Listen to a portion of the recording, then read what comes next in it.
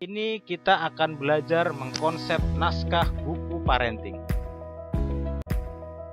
Teman-teman telah mengerti dan mempraktikkan menulis parenting, pasti akan mudah kan? Nah, sekarang kita akan membahas pertanyaan bagaimana menulis naskah buku parenting. Kita akan bahas satu persatu.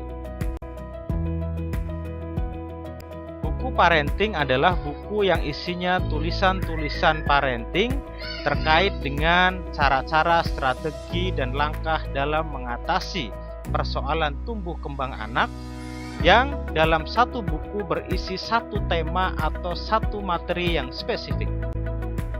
Tentunya, jika buku parenting kita berjudul atau membahas tentang kesehatan, maka semua tulisannya berisi tentang kesehatan. Jika buku parenting kita berjudul tentang literasi, maka semua tulisannya membahas tentang literasi. Ini kita bisa menulis dalam satu naskah buku 20 tulisan yang tema dan materinya sama. Misalkan dari tugas yang menulis tentang literasi keluarga, maka buatlah 20 tulisan parenting terkait dengan literasi yang ada di dalam keluarga. Jika menulis tentang pengalaman-pengalaman masa kecil yang ada di rumah, maka kita bisa menulis buku tentang pengalaman masa kecil. Jika kita menulis tentang kegiatan-kegiatan di rumah, maka kita bisa menulis buku tentang kegiatan di rumah. Misalkan memasak, bermain, tamasya, dan sebagainya. Nah, dari sinilah buku yang merupakan satu naskah parenting bisa kita tulis dengan baik. Jadi, kita bisa menulis satu naskah buku parenting dengan tema atau materi yang sama yang berisi 20 minimal tulisan. Saya yakin mungkin ada pertanyaan, kenapa harus 20 tulisan? Karena dengan 20 tulisan dan jika satu tulisan parenting panjangnya 2-3 halaman, maka nanti kita akan menulis naskah buku parenting sebanyak 60-70 halaman.